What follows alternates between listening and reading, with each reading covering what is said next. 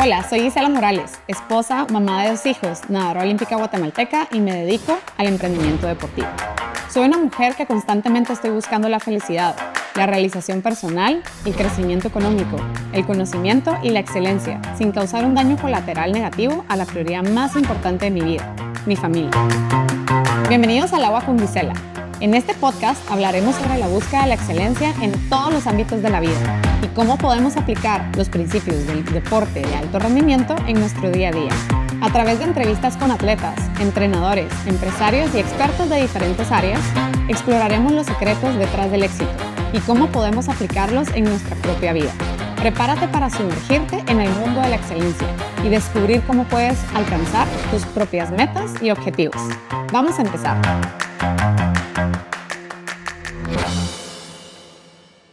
Hola, bienvenidos a un nuevo episodio de Al Agua con Gisela. Estoy muy contenta de estar con ustedes otra vez. La verdad que, como les he dicho 1000 veces, mis episodios son como ese día, ese highlight. Me encanta venir a mis podcasts, me encanta aprender de las personas que tengo al lado.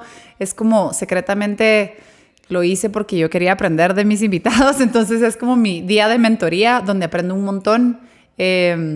Así que creo que es algo egoísta que hice mi podcast porque lo hice para aprender. De parte, lo estoy compartiendo con ustedes. Pero le quiero dar la bienvenida a Astrid Rothman, que me acompaña el día de hoy. Bienvenida. Gracias, Gisela. Es un honor estar aquí. Ya te lo he dicho, pero mi admiración por ti es enorme, no solo por todo lo que has logrado, que no es poca cosa, sino porque comparto tus valores. Pienso que sos una persona súper balanceada, luchadora, y tus sueños también son increíbles, así que me identifico, te admiro y de nuevo un honor estar acá. Ojalá tenga algo bueno que compartirte. Seguramente sí, así que de verdad que me siento contenta de tener a Astrid, no solo porque creo que realmente lo importante para mí no es solo traer a personas exitosas, sino que también, como dijo Astrid, que compartamos valores, ¿verdad? Porque hay muchas personas exitosas que llegan al éxito no necesariamente de la mejor manera, de la manera más transparente. Así que para mí es súper importante la calidad de la persona que está detrás del emprendimiento, ¿verdad? Yo creo que eso es algo que voy a tratar de siempre mantener ese filtro de que las personas que estén aquí sean personas que reflejan en sus vidas personales y también en sus emprendimientos ese éxito. Y segundo, me encanta tener a Astrid porque la verdad que tus productos me encantan. Yo cuando la conocí, yo, no sabía que eran tuyos, ¿no? Porque me encantaban sus productos. Y creo que es algo, es un tema muy bonito de compartir con ustedes. Recuérdense que el objetivo del episodio es realmente, de cada uno de los diferentes episodios, es compartir un poco de cómo cada quien se tiró al agua, por qué se decidió tirar al agua en sus diferentes emprendimientos o deportes o en el área que se dedican, donde son profesionales y son exitosos, y también hablar un poquito de cómo esas personas hacen esa constante búsqueda de la excelencia. Así que para empezar en materia, Astrid, me gustaría primero que me cuentes un poquito del pasado de Astrid. O sea, ¿quién es Astrid y por qué? ¿Quién es esa persona que te llevó a lanzar lo que es Byte? Bueno, es una larga historia. Yo creo que todo lo que uno hace en la vida lo refleja en el futuro, ¿verdad? Cada actividad, cada sueño, cada cosa a la que le has dedicado. Aunque yo se lo digo cuando tengo practicantes universitarios en la oficina, les digo, miren, pareciera que uno va por la vida haciendo cosas aleatoriamente, como, es que hoy estoy haciendo esto porque me gusta y luego lo otro. Llega un punto en la vida donde uno ve para atrás y dice, todo lo que hice fue necesario e importante para llegar a este punto. Entonces, para no darles demasiados detalles, yo estudié antropología cultural en la U. Tengo una fascinación por las personas, me encanta entenderlas, me encanta observarlas, analizarlas, principalmente entender por qué los humanos actuamos o somos como somos. Y siempre tuve un deseo grande de compartir y ayudar, de enseñar también, de comunicar. Creo que soy y he sido siempre muy apasionada e incluso tal vez un poco idealista. Pero eso se ha ido modificando con la adultez mayor. Pero bueno, entonces la antropología me encantó. La antropología cultural estudia al ser humano en su diferente contexto cultural y en la práctica te ayuda mucho a relacionarte con personas de otros países, de otras clases sociales, de otras culturas. Y es tan valioso para para mí en mi vida, ¿verdad? También te enseña mucho más empatía, el no juicio. Y bueno, eso fue lo que estudié. Voy a hacer un paréntesis ahí que nadie sabía, porque creo que nunca lo he contado. Yo estudié antropología. ¡No! Pero la de los huesitos. Ajá. Porque me cambié de universidad. O sea, yo me cambié de Alabama a Austin. Y yo estaba en la carrera de hotelería y turismo, digamos, y me pasé a Austin y no había esa carrera. Entonces, para poder entrar en el business school, yo tenía que sacar clases que me ayudaran a subir mis notas. Yo dije, bueno, antropología será una de esas. Así que un tiempo, como un par de meses, estuve recibiendo un montón de clases de antropología. Y cuando yo estudié esto, dije, la verdad que me gustó, genuinamente me gustó. Obviamente cuando ya empezó toda la parte de los huesitos y de que estaban explicando esa parte, y dije, sí, de plano esto no. Pero, por ejemplo, me pareció muy importante y me encantó toda esa parte filosófica, los jeroglíficos de los mayas, porque también te lo hablan. Yo dije... Sí, no me veo nada haciendo con esto, pero está muy interesante la clase. Pero yo creo que nadie sabía que estudié temporalmente esto. Sí, de mí casi nadie lo sabe también. Es muy lindo, es una carrera muy linda. No muy común. Ajá. No es muy común. Sí. Sí hay mucho que hacer en Guatemala, porque obviamente te puedes ir por la rama de arqueología, que ahí hay pues, un montón de sitios, todavía hay mucho que hacer. Y la parte de antropología cultural, digamos, actual, que tenemos tantas culturas acá y tanta necesidad de comunicarnos para lograr objetivos, ¿verdad? Entonces, a mí me encantó. Nunca, pues aparte de mis trabajos de campo, no lo volví a usar. Luego fui maestra de preescolar. O sea, pero sí te graduaste de antropóloga. Ah, ok. Y... para mientras daba clases en un colegito, porque yo sabía alemán y quería trabajar y quería como tener mis propios ingresos. Y yo no sé si esto habla bien de mí, pero yo cuando trabajaba en el colegito ni pasaba por mi cheque, o sea, me pasaba... Pasaban 3, 4 días porque mis papás, yo vivía con mis papás, tenía 20 años y ellos me daban techo y lo que yo usaba era para pagar mi teléfono y mis babosadas. Ajá. Pero el punto es, como para describir un poco quién soy, nunca lo hice por el sueldo. Yo me disfrutaba cada día de ese trabajo, me encantaba. Lo que no me gustaba era la parte donde yo no tenía como capacidad de innovar, sino que tenía como ejecutar, yo qué sé. Y lo que más me encantaba era como llegar con ideas. Hagamos esto, ¿por qué no probamos? Y los niños, que es una cosa divina. Trabajé 8 años ahí, terminé como coordinadora académica, fui creciendo dentro del colegio y luego pues tuve mi crisis existencial, me sentía un poco perdida, no sabía bien qué era lo que quería hacer con mi vida, como una falta de sentido, ¿verdad? ¿A tus cuántos años pasó eso? Como de los 28 a los 30. Entonces era parrandera, siento que abusaba mucho del alcohol, siempre estaba buscando estar con gente, no estar sola, la verdad, eso era lo que yo buscaba. Sí, el alcohol era tu muletilla, que te hacía como estar entretenida mientras... Yo creo que también porque siempre he sido una persona muy profunda, me gusta hablar de cosas que sí trascienden, no me gusta criticar a los demás, yo no me disfruto estar en un grupo donde están hablando de gente que ni conozco. Entonces el alcohol me ayudaba un poco como mezclarme mejor en el grupo. Porque si no, yo al rato iba a estar hablando de que por qué será que... Y los demás tal vez no estaban en eso. Sí, tú profunda y los otros... y la música, ¿verdad? Y no. Entonces, cuando tuve mi crisis, yo me quité todo. O sea, yo empecé a hacer deporte ya como que consistentemente, no he parado desde entonces. Son ya de los 28 a los 41, 13 años sin parar. A los 41, los dices como entre mordidos. Y es que fue la semana pasada, todavía estoy ahí. Ay, ¿en serio? ¡Feliz cumpleaños! Gracias. Entonces, bueno, me quité 100% el alcohol, no tomé nada en 4 años, empecé a hacer deporte, empecé como a ordenar mi dieta y enfocarme más en el tema de alimentos naturales, porque yo creo que hablo por la mayoría de chavas de mi generación, que nosotras crecimos en un tema de dietas restrictivas, porque justo todo este tema, esta corriente de ser súper delgada, de la moda esa de Calvin Klein, Guess, pegó cuando yo tenía 12 años. Y todas queríamos ser un huesito, o sea, no como ahora que la gente quiere tener sus músculos y ser fit, sino que era un tema de ser delgada, huesitos salidos, era algo que queríamos. Sí, los modelos anoréxicas eran como la regla. imagen. Ajá, la regla. Ahora han compartido en redes sociales muchos videos de esa época y de críticas que les hacían en este programa de America's Next Top Model, y que les decían así como, tú tenés sobrepeso, y una chava Flaquísima. normal, o sea, que ahorita nada. Entonces, nosotros crecimos así, y yo venía de hacer muchas dietas y me empecé a cuestionar esto. Me acuerdo que un amigo me decía, pero ¿por qué no se puede comer un banano entero?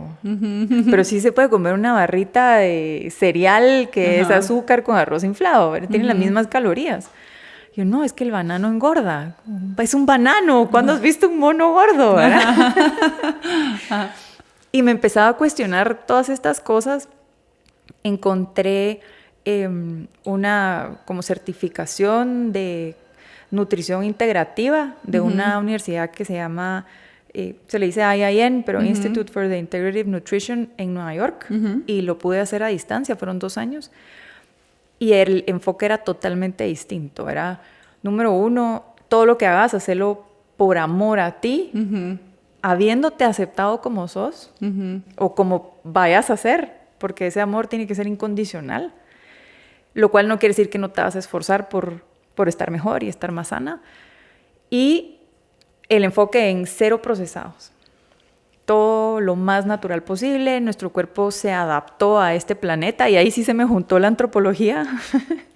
Porque la última evolución física del hombre, pues todavía no había agricultura, ¿verdad? Entonces era muy de lo que voy encontrando, frutas, que mataban a un animal y les duraba un montón. Más como lo que ahora se habla de la dieta paleolítica. Sí. Así era como comíamos, y luego no ha habido una evolución física marcada. Entonces eso me hizo mucho sentido, y empecé a experimentarlo. Mientras lo estaba experimentando, como te digo, empecé a hacer deporte ya consistentemente.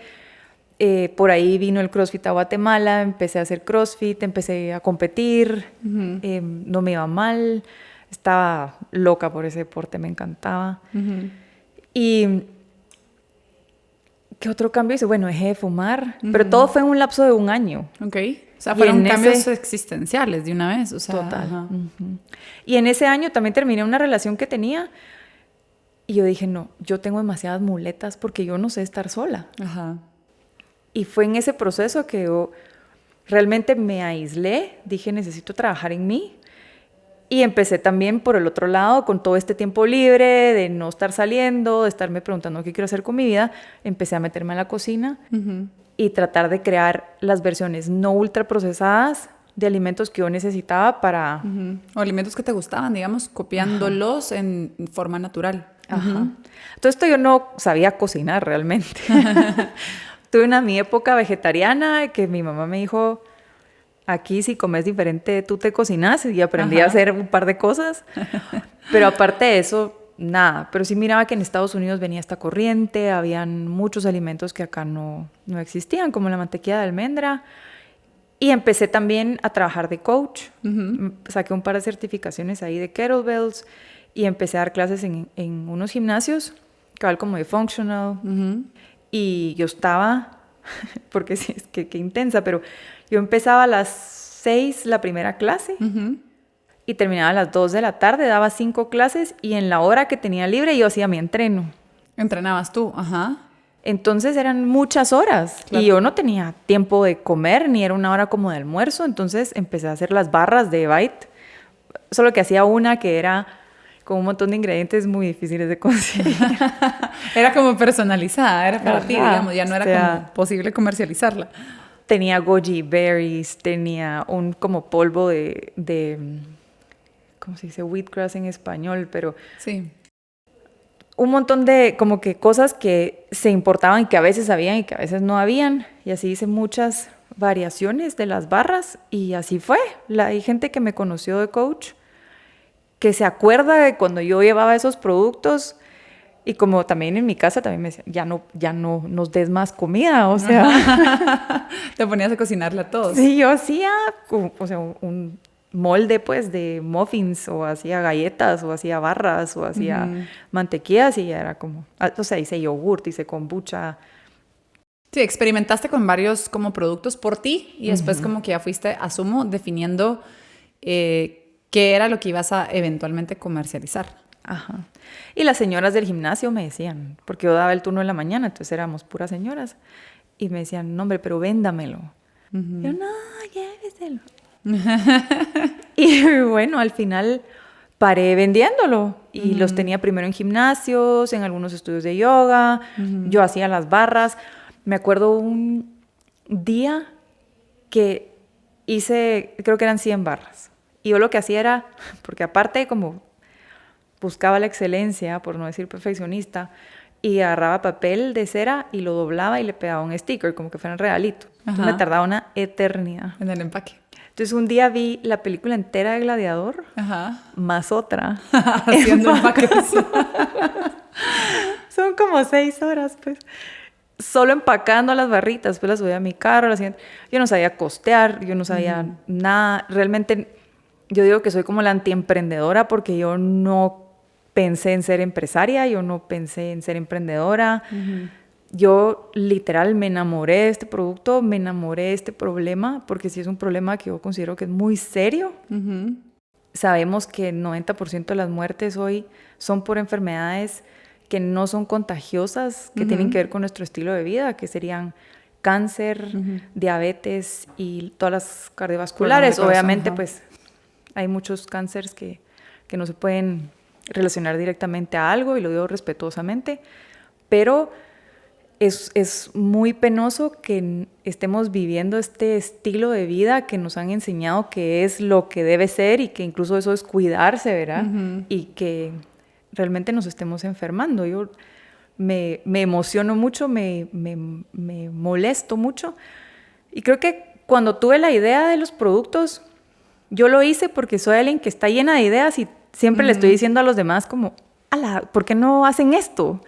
Ahora ya no, porque qué chute, pero decía, si yo no lo hago, nadie lo va a hacer.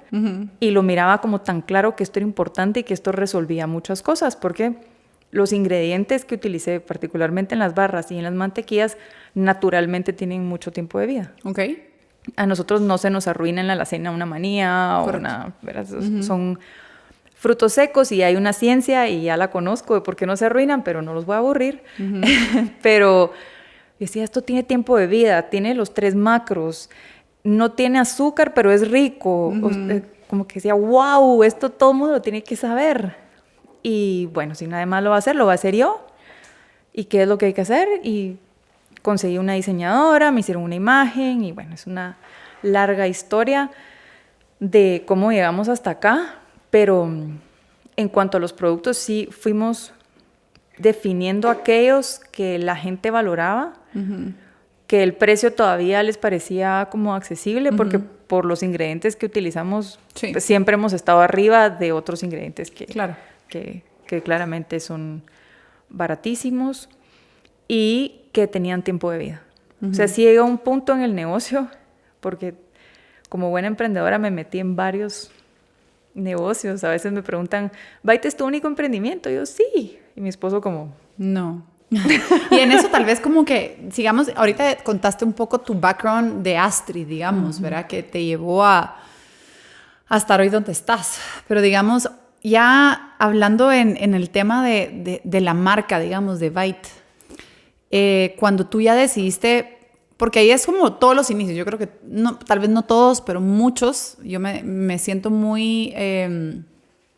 tal vez yo sí empecé la academia ya con una visión de negocio, pero me considero artista igual que tú, digamos. O sea, somos personas que nos apasiona o lo hacemos por amor al arte y nos toca en el camino tener que aprender a ser empresarios, digamos, a tener que aprender a lucrar ¿verdad? Porque yo al principio era como muy tipo ONG y quería hacerlo todo perfecto, pero no quería cobrar lo que se tenía que cobrar. Y mi esposo es como, mira, o sea, esto es un negocio, ¿verdad? Le tenés que ganar.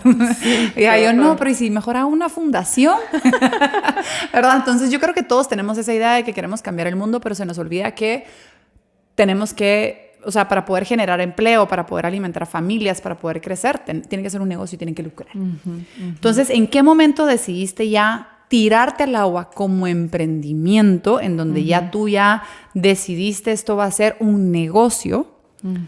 Me voy a dedicar a los snacks saludables y este es el objetivo. O sea, ¿en qué momento se estableció una empresa? Mira, no fue un momento exacto, fue un proceso. También soy un poco necia. Entonces, en la parte de ser ONG duré unos años. No me tuvieron que decir, tenés que lucrar una vez. Y está bien, ¿verdad? Yo estoy contenta con lo que he logrado y lo que se ha hecho. Pero sí, la empresa empezó como una empresa individual. Como al año ya tenía una SA. Siempre he tratado de hacer las cosas bien. Entonces tenía licencia sanitaria, tenía contratos de trabajo. O sea, todo estaba como... ordenado. Bastante no ordenado, pero sí tenía como que la estructura que debería de tener. Me asesoré en ese sentido. Pero la parte administrativa y la parte particularmente del dinero, y te lo digo como paréntesis, hubo un episodio en el podcast de tu esposo, que creo que fue el primer episodio que yo escuché, y la razón por la que lo seguí escuchando, él entrevista a un psicólogo que habla de la psicología del dinero y se basa mucho en un libro que después leí. Think and Grow Rich. Pero yo sí pienso que el tema del dinero pareciera ser una cosa material, pero realmente es una cosa muy profunda y está amarrado a muchas creencias. Y es cierto que nosotras las mujeres ya traemos como nos enseñan un poco como que no importa tanto, a diferencia de los hombres, que yo creo que con las nuevas generaciones ha cambiado mucho, pero a los hombres les dicen, tú tenés que proveer, desde que son chiquitos, ellos traen ese chip, nosotros las mujeres no nos lo meten tanto. Y yo creo que por eso también nos cuesta un poquito más, también tenemos el tema de qué dirán las personas, también lo tenemos como más por nuestra empatía, ¿verdad? Entonces, ay no, qué pena cobrar. Pero lo que sí es cierto es que hay un montón de creencias bien profundas amarradas al tema del dinero que yo tuve que trabajar para poderme sentir confiada y segura de decir, esta empresa existe para que yo reciba dinero, para que mis hijos puedan ir al colegio, para que yo pueda viajar, para que yo pueda hacer todas estas cosas sin ninguna vergüenza. Correcto. Porque yo sentía vergüenza siquiera de pensar eso. Mi esposo es muy de manifestación y de decir las cosas. Entonces me decía, nuestras empresas van a vender no sé cuántos millones y no sé cuántos. Y yo decía, pero cállate. ¿Qué estás diciendo? Yo, toda roja y todo. Y ahora le digo, no, yo lo tengo que poder decir. Y lo cuento porque es el proceso de muchos. Real de las personas profundo, ¿verdad? La gente ve empresas, ve productos exitosos, ve gente haciendo cosas nuevas, increíbles, y no sabe que detrás hay un trabajo personal muy profundo. Sí. Entonces, primero yo esto lo estoy haciendo por la humanidad. Y si yo me sacrifico, no importa. Y luego llegó el punto donde yo tengo 2 hijos, vivo una familia, hay expectativas de un estilo de vida que queremos vivir, y también empiezo a sentir el desgaste de años de emprendimiento en los que yo apenas podía pagar la gasolina, donde yo no me podía comprar una blusa, donde es como que lo hice en la época que se podía hacer, pero después de cierto tiempo tú también necesitas... Primero hay que darse uno mismo. Tener una recompensa, ¿verdad? Sí. Económica, porque lo otro te da un montón de cosas, pero lo económico te da muchas otras. Entonces ya tuve que ir cambiando y haciendo todo este trabajo. Yo tengo 20 años de ir a terapia y creo que hasta en mi terapia me da pena hablar del tema del dinero. Como que eso es un problema que yo tengo que sanar. Claro. Y ahora pues ya llevo varios años en eso y obviamente he visto que la empresa se ha ido para arriba. También mi conexión con mi gente. Yo reducir el staff era así como, no, esto no lo puedo hacer, pero es que no te alcanza, pero es que ¿cómo? Y de repente, no, me voy a quedar con esto.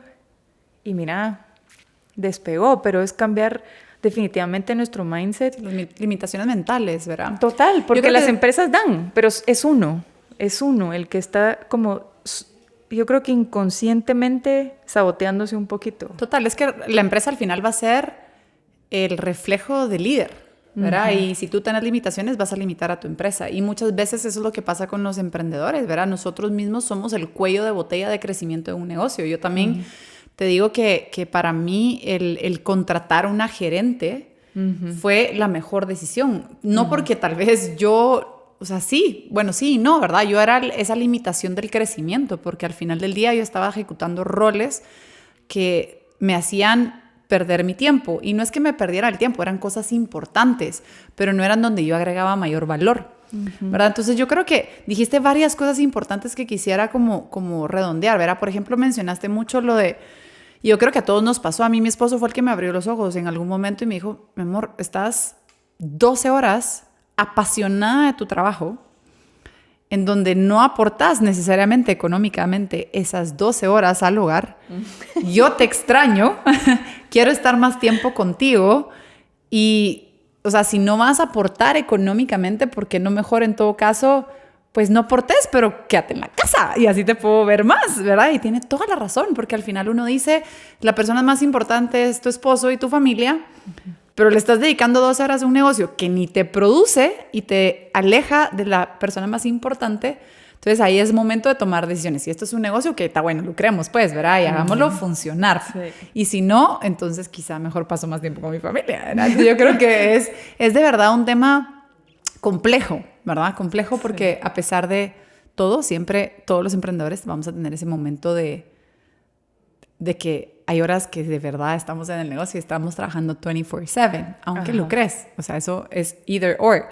Sí. Pero creo que ese es un tema muy importante. Y la otra que quería traer, que dijiste mucho, es el tema de la aceptación y el amor propio. Porque yo sí creo que la mayoría de los negocios, así como todos pasamos crisis, y usualmente la crisis personal va muy enlazada con la crisis de negocios. Entonces creo que al aceptarte tú como persona, ciertamente también aceptaste la marca o aceptaste el emprendimiento, ¿verdad? Y yo creo que eso es súper importante porque muchas veces puede ser que tengamos una muy buena idea y un muy buen negocio, pero si no nos aceptamos tal cual somos, ¿verdad? Va a ser bien difícil que de todas maneras nuestro emprendimiento despegue. Yo lo digo mucho, yo si no hubiera empezado hacer deporte, llamémosle CrossFit, pero fuera cual sea, yo no hubiera emprendido. O sea, yo no lo hubiera hecho. Y pareciera que una cosa no tiene nada que ver con la otra, pero es un músculo. El de la mente es un músculo. Sí. Y cuando tú le enseñas a tu mente que siendo disciplinada y haciendo esto todos los días, llueve, truene, relampaguee, haya calor, hayas dormido, no hayas dormido, haciéndolo todos los días, tú llegas a lograr cosas que jamás pensaste que ibas a lograr. Como tu cerebro lo aprende. Obvio que no puedes aprenderlo una vez y ya no. Tienes que seguir recordándotelo. Y luego automáticamente dices, bueno, ¿y por qué no hago esto? Y tú sabes que te va a costar. Pero sabes que lo vas a poder hacer. Entonces, yo, por ejemplo, de niña yo era muy miedosa, la verdad es que era muy miedosa. Mi mamá es muy nerviosa, es súper ansiosa y yo un poco lo heredé y mucho lo aprendí. Entonces yo me columpiaba y mi mamá, no tan duro, no sé. Eso se contagia. Entonces nunca me había subido a un lazo, jamás. A los 30 años decidí que eso era lo que había que hacer para hacer ese pinche deporte. Entonces voy a tener lo que hacer. Pero nadie sabía el pánico que yo sentía. Entonces me iba en las tardes al gym cuando no estaba nadie. Para poder practicar. Y subía. Y no le decía nada al entrenador, nada. Yo subía un poquito, bajaba, temblaba, me sentaba. Decía, y todos los días hasta que logré subir. Para mí esa satisfacción de haber a los 30 años hecho algo que nunca había hecho en mi vida, nadie me lo hubiera podido entender. Pero a mí eso me enseñó algo. Que yo sí puedo. Y ese músculo lo usas en todo en la vida. O sea, lo usas en tus relaciones, porque El matrimonio no es fácil. No. Las Sí, amistades no son fáciles. No. Las Sí, amistades no son fáciles. Ajá. Ser mamá no es fácil. No. O sea, hay tantas veces que los niños, o sea, tantas veces en el día que los niños nos sacan de nuestra zona de confort. Yo también hago la broma que yo pensaba que yo era una excelente pareja, iba a ser una excelente madre cuando no era ni pareja ni madre. Yo decía, pero es que yo soy una nave, o sea, yo soy una nave. Yo me he trabajado tanto, vivo con tanta paz, he aprendido a ser feliz. El que se quede conmigo se rayó, pues. Ajá. Y si algo me ha enseñado mi esposo, es que yo soy insoportable. No, pero uno también ve, estando con otros, Es que ese es tu mayor reto. O sea, creo que es súper fácil vivir solo. Ajá. Porque no tenés ese reflejo y ese espejo que constantemente te esté enseñando todas tus deficiencias, ¿verdad? Entonces, yo creo que al final del día, yo digo, los niños, uno no le enseña a sus hijos. Tus hijos son una maestría de vida, pues son al tus final del día yo... Cuando siento ese nudo, ¿qué tengo que aprender aquí? ¿Qué tengo que aprender aquí? Por Dios, no sé. Y hay veces que de verdad no sé qué tengo que aprender. Sí. Quisiera que vayamos un poquito en el tema del camino al éxito, digamos, ¿verdad? Yo creo que me encanta que uses la palabra excelencia porque yo uso mucho la búsqueda de la excelencia. Para mí, uno no puede ser perfecto, ¿verdad? Y no se trata de buscar una perfección. Sin embargo, sí creo que es súper importante buscar la excelencia, ¿verdad? El donde yo voy a hacer un porcentaje mejor todos los días. Y yo creo que eso es posible para todos, porque está esa tendencia de me acepto, me amo, entonces si estoy gordita, me quedo gordita y que me acepten como soy. No, ¿verdad? O sea, sí, amate, aceptate, pero si tú puedes ser mejor y estar más saludable, no por verte mejor, sino por internamente estar saludable, ¿por qué no? ¿Verdad? Entonces yo, hablando del camino al éxito, me gustaría que contaras un poquito cuáles son como esos retos que tú tuviste que superar como empresaria o como empresa para introducir los productos al mercado guatemalteco. ¿Y por qué vengo a esto? Porque muchos de los que nos están viendo tienen esos negocios en donde que hacen pasteles y venden pasteles, hacen galletas, venden galletas, la salsa, hacen salsas y salsas ricas y todo el mundo, ay, qué rica, me vendes un par, sí, y así empiezan. Pero entre eso y lograr introducir o penetrar ese producto a un mercado, ya es otro tema. Sí. Entonces, tal vez contanos un poquito de ese desafío. Mira, he tenido que aprender de cada una de las áreas de la parte de producción. Tal vez ese fue el primer reto, era de haber aprendido, así que con recetas y como nunca he podido seguir una receta, entonces era como, la leía, qué buenas ideas, y después hacía otra cosa y no lo apuntaba. Y de ser así a realmente tener como, o sea, recetas estandarizadas, a que ya ahorita ya son fichas técnicas. Entonces ese proceso de aprender la parte de producción fue un gran reto, sacar la licencia sanitaria. Mi planta está en una casa pequeña, pues son 200 metros, pero digamos que empecé alquilando un pedazo de esa casita y luego fuimos creciendo. Pero para no hacerla larga, uno tiene que aprender cada parte del negocio, o por lo menos ha sido mi estilo. Me he metido de cabeza, he aprendido y luego he pasado al siguiente. Creo que lo más difícil sí es crear una marca. Luego vi tu episodio con Saúl. Véanlo si no lo han visto. Y él dice, es aún más difícil sostenerla. Bueno, me toca. Reto aceptado. Pero crear una marca es muy difícil. Uno empieza a cabal, como tú dices, se lo das a probar, a la gente le gusta, después ya se desaparece. Y yo me acuerdo que hubo una época donde si yo había vendido una barra, yo sabía a quién, porque yo la había vendido, o sea, no había nadie más. Hoy yo no tengo idea de quién lo compra. A veces me aparece gente como tú que me dice, ay, tú sos la de Byte. Digo, ¿tú sabes qué es Byte? Siempre me sorprendo porque uno no sabe. Y ese proceso es caro, es doloroso, es tardado. Por tal vez 10 años yo no vi nada. O sea, realmente no vi nada en el sentido de marca. Correcto. Y la mayoría de personas que conocen Byte lo conocen del 2019. pero yo empecé en el 2012. Ujú. Entonces yo lo digo siempre, cuando uno mira una marca, tú estás viendo la punta del iceberg. O sea, realmente abajo hay años de experiencia donde ibas a los eventos, hablabas con las personas, ibas a un podcast, hacías historias en Instagram, yo qué sé, y era como nada. Y de repente va como... Entonces yo creo que eso fue un reto muy grande.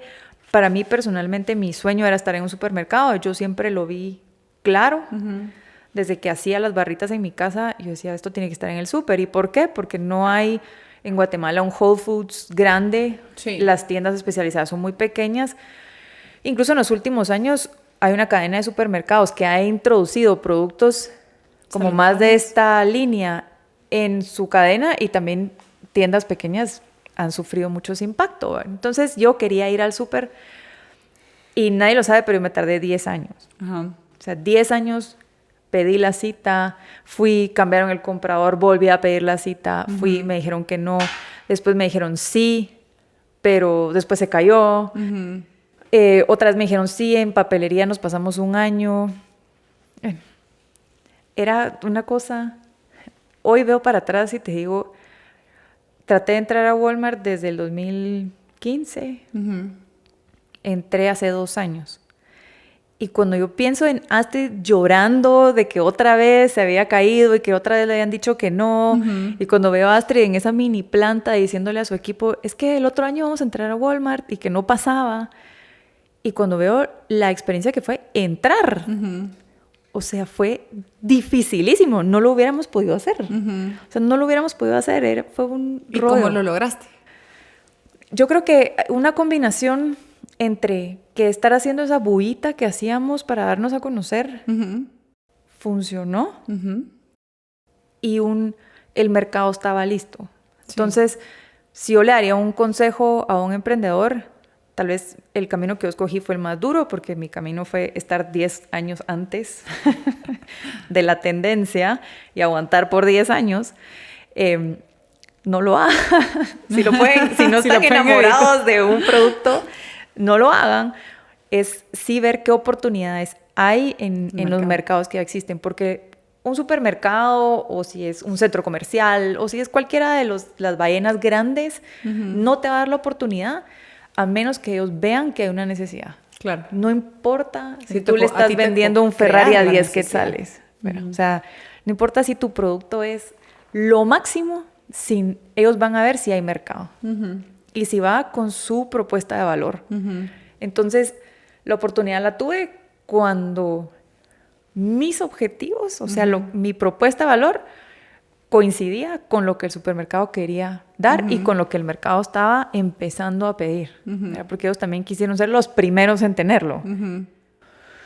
Pero me tardé 10 años. Ahora yo veo que en la industria alimenticia ya están dando oportunidad a otros productos más gourmet, más sanos, pero para nosotros sí fue abrir brecha, ¿verdad? No fue... ¿Y qué tanto viste ese crecimiento? O sea, Byte, no sé, facturaba 100. ¿Cuántas veces X creciste de lo que venías en producción a entrar a supermercados? Mira, el tamaño de la empresa. Nosotros duplicamos ventas 3 veces, o sea, 3 años seguidos. Después nos quedamos como 40% de crecimiento el año pasado. Sí, y este año vamos a cerrar con 30. Fue el cambio que te causó entrar en supermercados. A partir de entrar al supermercado. También es difícil porque hubo una época que también vendíamos almuerzos. También teníamos como otros negocios. Una época que tuve como kiosquitos, entonces teníamos hasta smoothies. O sea, sí, por eso tuve varios emprendimientos con el nombre Byte. Pero lo que sí se mantuvo constante fueron las barritas, las mantequillas y otros productos chocolate y otros productos que van a ir saliendo por ahí, que tienen naturalmente tiempo de vida y nos permiten estar en el anaquel de un súper sin agregarle un aditivo o que realmente técnicamente es bien complicado. Sí. Porque nosotros tenemos que cuidar nuestra cadena de control de calidad mucho, porque digamos, tú tenés una planta y bueno, y X, porque al final le van a echar una babosada y todo va a salir bien. Pero nosotros no, porque no le vamos a echar nada. Entonces tiene que estar inocuo en todo el proceso, pero eso es lo que a mí me encanta. Y eso, digamos, me lleva a esta siguiente pregunta, digamos, o sea, entrar al supermercado, digamos que tú producías, no sé, al mes, antes de entrar en supermercados, producías 100 y entraste a supermercados y empezaste a producir 40. Estoy asumiendo, pues, ¿verdad? Ajá. Digamos que tuviste un crecimiento en producción. 400. Va, imagínate. Ajá. ¿Qué dije? 100 a 40. Sí, Ajá. 100 a 400. Gracias, me confundí. Entonces, al final, esa producción, manejar el control de la calidad y el control de los productos y la rapidez y que, ¿verdad? ¿Cómo mantuviste la consistencia de los productos de manera que a través del crecimiento y esa reproducción se mantuviera esa consistencia? Es súper interesante y me encanta que me lo hayas preguntado, creo que nadie me lo pregunta, pero algo bien curioso que pasa cuando crecen las plantas es que uno tiene esta forma de hacer las cosas y vas creciendo y si no revisas tus procesos, no necesariamente lo seguís haciendo así. Ajá. Entonces, nos pasó que en el Cabal en el 2019 tuvimos un poco de inversión, compramos unas máquinas, no son máquinas industriales, pero un molino grande para hacer las mantequillas y un molino para hacer como que la molienda del dátil y para prensar las barras y todo eso, una llenadora. Fueron varias máquinas que compramos, pero nuestros procesos seguían haciéndose casi como lo hacíamos antes. Ajá. Entonces, llegó un punto, yo he tenido, cabal, desde ese año, una ingeniera en alimentos como consultora que nos ayuda. Estuvo antes de la pandemia, como el 19 al 20 estuvo full time. Ajá. Y después del 20, hijos, pandemia, todo eso, pues ya se quedó como consultora. Pero a mí la parte de producción me encanta. Entonces, igual, ya oí el podcast de Saúl E. Méndez y dije, no debo meterme en todo, pero igual me meto en todo. Y fue un pedido cabal de Walmart que nos hicieron. Ellos tienen su forma de hacer las cosas, hay que aprender, pero básicamente nos hicieron un pedido que equivalía a 4 meses de producción nuestra. Oh, wow. Y nos lo mandaron el 26 de diciembre para entrega el 28. Ok. Y lo más chistoso es que yo le estaba escribiendo a la compradora como, mire, ¿qué pasó al final con el pedido? Y no sé qué. Y tenía todo el mundo de vacaciones y yo estaba el 26 de diciembre en la planta ordenando porque me gusta como hacer trabajos en lo que la gente está de vacaciones. Entonces tenía a alguien pintando, tenía a alguien arreglando y solo leo que el resurtidor le contesta a ella, como que le forwardeó mi correo. Ya se mandó la orden, pero el cliente no entregó. Y yo no tenía ni acceso a la plataforma de ellos todavía. Ajá. Y yo, ¿cómo así? Fue un susto. Y yo, sin gente, con las paredes, a medio pintar.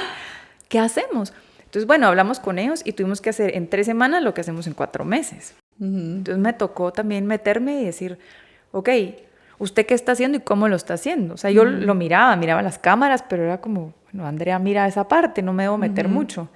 Pero ante esa necesidad, en 2 semanas yo cambié todos los procesos. Hice un área nueva porque teníamos barras y mantequillas juntas, pero entonces por tenerlo junto, como que cambiaban de una actividad a la otra. Y tengo una persona increíble que trabaja conmigo desde hace 6 años en producción y ella lo hace mejor que nadie, pero también por eso no le gusta que nadie más lo haga. Ajá. Entonces le dije, le tengo que poner una pared en medio porque si no, usted no va a dejar que nadie la ayude. Ajá. Entonces ya hice 2 áreas separadas. Pero para hacerla corta, duplicamos la capacidad que teníamos, solo mejorando procesos, ampliando el espacio, digamos, separándolo, sin comprar ninguna máquina nueva.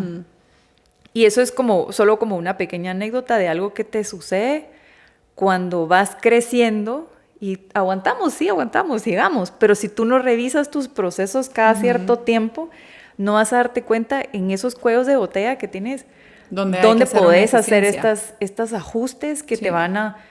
Hoy, bueno, hace un mes compré un túnel de termoencogible, se llama, porque hoy nuestro cuello de botella es etiquetar.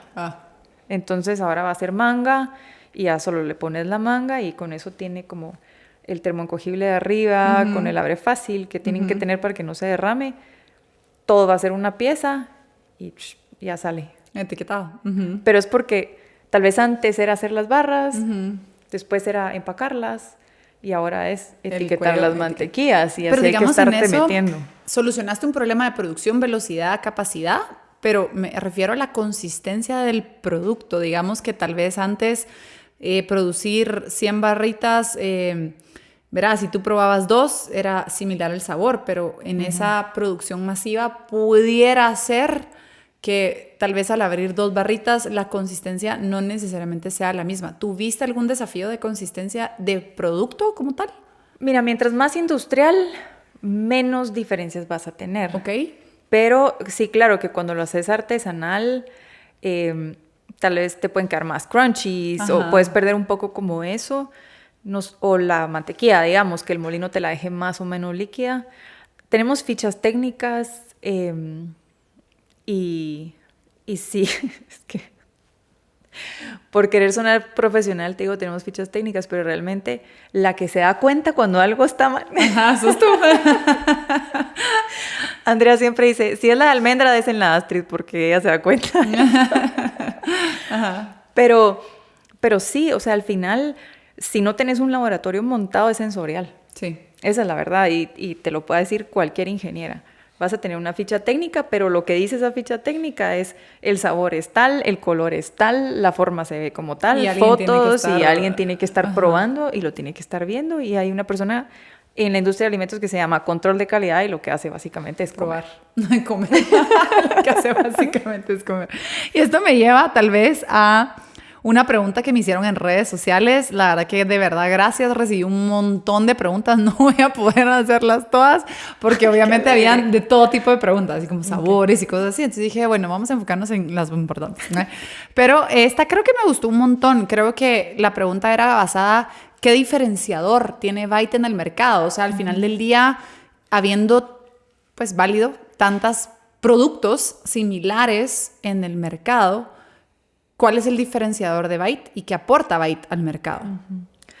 Mira, nosotros somos realmente de las muy pocas marcas, pero muy, muy, muy pocas marcas que tú vas a encontrar en un supermercado que son libres 100% de aditivos químicos, sabores artificiales o preservantes. Ni siquiera en el área de frutas y verduras vas a encontrar eso. Es un diferenciador muy grande en el mercado en el que estamos nosotros, que es el supermercado. Claro, existen otras marcas de mantequillas de nueces que venden en línea o que están en otras tiendas, y ahí pues va a ser diferente, ¿verdad? Porque pues, obviamente se parecen mucho. Fuimos la primera mantequilla de almendra en Guate. No sé de nadie que la hacía antes que cuando yo la hacía. Y la primera mantequilla de maní que era y es exclusivamente maní molido. Ok. Eso es nuestro diferenciador. A veces, cabal, por eso cuando hablabas de tu esposo decía yo, qué lindo los hombres y su franqueza. Realmente cómo son de importantes, porque uno necesita también ese escuchar enfoque, ese ¿verdad? rudo, Por eso ese amor rudo. es así. Pero mi esposo me dice un día, es que tú sí realmente la tenés difícil, ¿verdad? Porque tú vendes más caro por tener menos cosas. Yo sí. Gracias, amor. También te quiero. Qué lindo. Pero es cierto. O sea, al final es cierto, porque es mucho más caro el maní pulverizado que el aceite de palma y el azúcar, y ni digamos si le metes harina o alguna cosa así. Entonces nuestro valor es ese. Mantequillas de maní vas a encontrar un montón, y tal vez tu paladar esté acostumbrado a las más comerciales y das la de Bite como, qué simple, pues sabe a manía, pero esa manía tiene muchos beneficios para la salud que se pierden en las otras al agregarle otras cosas. Entonces, para nosotros somos un snack saludable, libre de aditivos, y en la fila de abarrotes, no sé quién más. Vaya, otra pregunta. Digamos que conozco varios emprendimientos no similares al tuyo en el sentido de que no eran snacks saludables, pero también ha habido emprendimientos que empezaron siempre con un tema de jugos o yogurts, que empezaron siendo muy artesanales, muy naturales. Y creo que con la misma visión que tú, ¿verdad? Que al final del día empezó por una pasión, un amor al producto, un amor a la salud y todo lo demás. Después se convirtió en un emprendimiento, les empezó a ir bien, empezaron a despegar, y después resulta que los compran, ¿verdad? Entonces, Y en esa compra, el producto deja de ser el producto, porque para ya una expansión masiva, internacional, o lo adquiere una marca como una Pepsi o una Coca o ese tipo de productos ya masivos, sí o sí le van a meter cosas químicas, ¿verdad?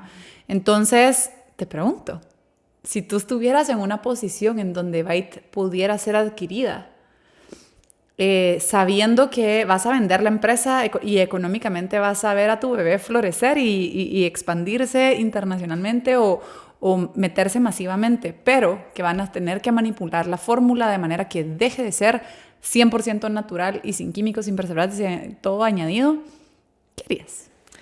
Fíjate que he estado en esa posición, o sea, he estado en esas negociaciones, obviamente no he vendido, pero he estado en esa posición y lo que yo me he encontrado es que incluso empresas muy grandes entienden que el valor de la marca es ese. Entonces, cuando yo he voceado mi preocupación, como, miren, pero si esto se da, ustedes no van a cambiar la fórmula, cambiarlo.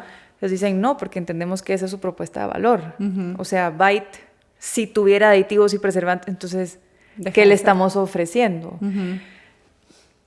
Es interesante porque cuando tú haces un estudio de mercado, el estudio de mercado te va a decir, ¿qué es lo que la gente quiere para una barra? Quiere que sea barata, que sea práctica y que sea rica. Okay. Y las que más se venden tienen arroz y no sé qué. Entonces, ¿qué es lo lógico? Que uno diría, ok, entonces voy a hacer arroz. Pero si tú te quieres meter a eso, es como el libro de Blue Ocean, ¿verdad? Correcto. O sea, tú te quieres meter a eso, hay miles de competidores y esos miles de competidores venden toneladas y como venden toneladas tienen costos bajísimos y aparte tienen muchas mejoras en distribución. No vas a poder competir, ¿verdad? No vas a poder competir. Y que una empresa grande que ya tiene todo eso, compre a pequeño Byte para volver a hacer eso, no tiene ningún sentido. Sin embargo, entonces, lo han hecho. O sea, sí lo han hecho en varios productos, digamos. Pero lo hacen cuando lo necesitan. Y yo pienso que en el caso de Byte, nosotros tenemos un año de vida sin preservantes. Buenísimo. Entonces, un año de vida en la industria alimenticia para supermercados no es más que suficiente. Es como el mínimo, pero salís. Sí. Salís. Entonces, no tendría mucho sentido hacerlo. Yo sí los haría firmar, pero al final si lo vendes, pues si no te quedas ya no puedes hacer nada, pero sí, yo no me saldría tampoco 100%. Y creo que las empresas también están como muy conscientes que el emprendedor realmente es la pieza más importante de las marcas. Yo hablé con unos que me decían, mira, es que nosotros nos hemos dado cuenta que nosotros con un sueldo y con incentivos no logramos hacer lo que un emprendedor hace por su negocio. Y yo les dije, jamás lo van a lograr. No, cabal. No lo van a lograr, pero entonces está valorizada esa posición y bueno, yo no descarto la idea, paso por momentos. El único año en el que yo sí pensé vender la empresa, aunque sea como chatarra, fue en el 21. Después de COVID. Pero en el 20, nosotros duplicamos ventas en año de pandemia. Entramos a supermercados, La Torre, lo que no logró casi ninguna marca en ese año. Yo tuve un bebé en agosto, prematuro. No cerré ni un solo día, o sea, ni un solo día. Byte entregó todos los días. Estábamos a las 10 de la noche con mi equipo en WhatsApp, oyendo al presidente, viendo cómo íbamos a despachar al día siguiente. La logística de las placas. Nos turnábamos para ir a armar pedidos. Yo iba con el Nico de 1 año, la panza de este tamaño. Y al final de ese año, fue como el feedback que yo tuve de mi junta directiva fue, no lograste las metas. Y yo estaba como posparto, endeudada con proveedores, porque al final había sido un año como que muy, muy retador. Y en el 2021 me quedé sin financiamiento. El súper, por el tema del flujo de caja, los primeros 6 meses te afectan durísimo, porque el llenado es muy fuerte. Y ese dinero no lo volvés a ver realmente, pues, o sea, te van pagando, pero, ¿me entiendes? Pero siempre estás despachando más. Entonces, realmente el flujo de caja es súper fuerte. Y en el 2021 fue la única vez en todos los 13 años que yo me senté con mi asesor financiero y le dije, ¿cuánto necesito para cerrarlo? Porque estabas como drenada emocionalmente, creo yo. Porque fue la única vez en toda la historia de Byte donde yo sí dudé si íbamos a poder salir. Ok.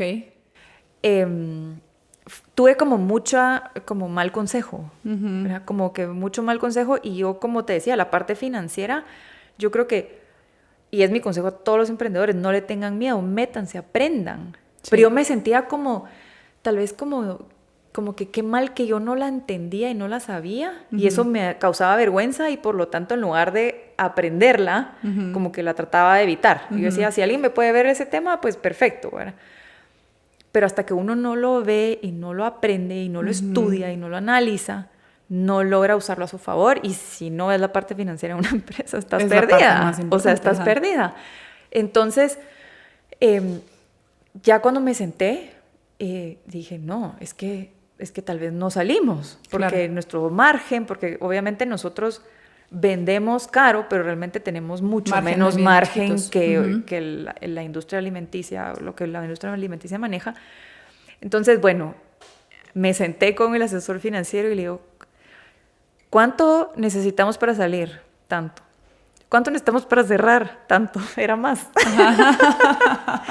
Le dije, bueno, no, levantarse, sacudirse el polvo. Y dije, yo no sé cómo, pero yo sigo. Y la verdad es que seguía con una sonrisa por dentro, con muchas dudas, y en el 22 empezamos a subir.